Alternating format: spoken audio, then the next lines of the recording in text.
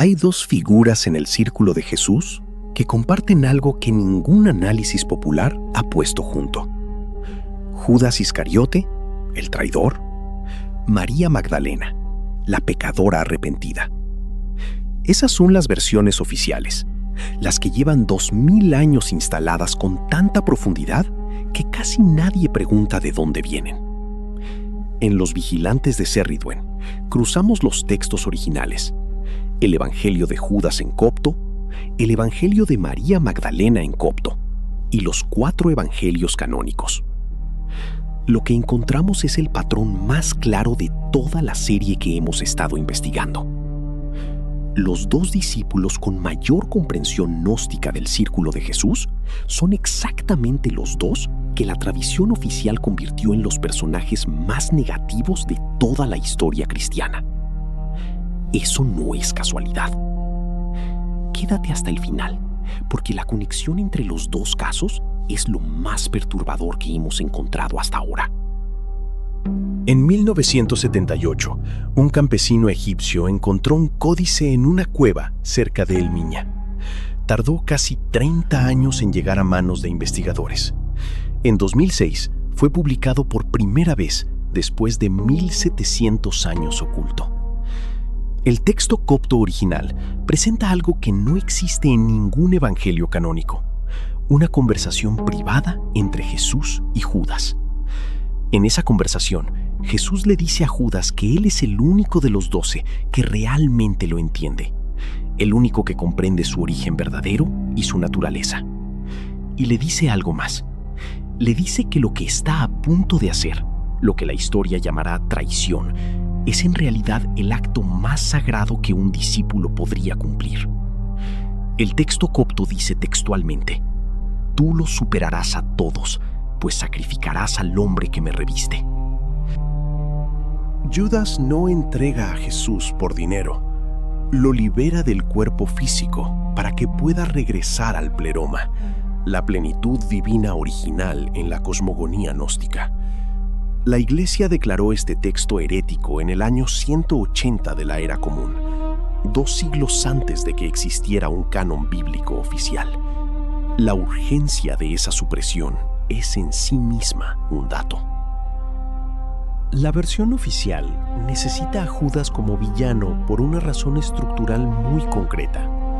Si Judas actuó por instrucción directa de Jesús, la crucifixión no fue una traición que Dios permitió. Fue un plan que Dios ejecutó a través del discípulo más leal. Eso elimina al villano. Y sin villano, la narrativa del pecado, la culpa y la necesidad de redención que sostiene la estructura teológica occidental durante 2000 años se complica de forma fundamental. Por eso fue suprimido. No porque fuera falso, sino porque era demasiado coherente. Ahora llegamos a María Magdalena y el patrón se vuelve imposible de ignorar. El Evangelio de María Magdalena es uno de los textos más fragmentados de Nag Hammadi. Faltan páginas enteras y aún así lo que conservamos es suficientemente claro. El texto describe una conversación privada entre Jesús resucitado y María Magdalena, una conversación que los otros discípulos no presenciaron. En esa conversación, Jesús le revela conocimiento gnóstico que no compartió con ningún otro discípulo. Cuando María transmite ese conocimiento al grupo, Pedro reacciona con hostilidad directa. Le pregunta si Jesús realmente habría compartido enseñanzas secretas con una mujer antes que con ellos.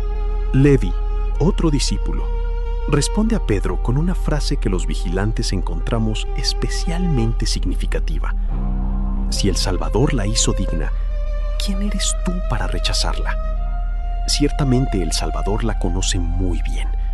Por eso, la amó más que a nosotros. El Evangelio de Felipe, que ya analizamos la semana pasada, confirma exactamente esto. Dice textualmente que Jesús amaba a María Magdalena más que a todos los discípulos y solía besarla frecuentemente. No es una historia romántica, es una declaración de jerarquía gnóstica. Un papa, una homilía Y durante 1400 años, esa fusión se convirtió en la identidad oficial de María Magdalena. Los dos discípulos con mayor comprensión gnóstica, los dos más borrados. La misma firma que hemos rastreado en Lilith, Caín, Lucifer, Set y Judas. Lo que los dos tenían en común era un conocimiento del origen verdadero que hacía innecesario al intermediario institucional. Y eso es exactamente lo que el sistema no puede permitir que sobreviva. Ahora ponemos los dos casos juntos. Judas, el discípulo al que Jesús le confió la instrucción más difícil porque era el único que lo entendía completamente, convertido en el traidor más odiado de la historia occidental. María Magdalena, la discípula a quien Jesús amaba más que a todos y con quien compartió conocimiento que no reveló al resto, convertida en la pecadora arrepentida sin ningún fundamento en los textos más antiguos. La prostitución de María Magdalena no aparece en ningún evangelio, ni canónico ni gnóstico. Fue introducida por el Papa Gregorio I en el año 591, en una homilía donde fusionó sin evidencia a 3 mujeres diferentes del Nuevo Testamento. Si llegaste hasta aquí, ya sabes que esto es solo la superficie. El texto copto completo del Evangelio de Judas y el Evangelio de María tienen capas que no caben en ningún video. En el canal de Telegram de los vigilantes, publicamos los versos originales con análisis completo, material exclusivo para la comunidad. El link está en la descripción. Si esta serie te está abriendo algo, suscríbete, porque el próximo video conecta todo lo que hemos investigado.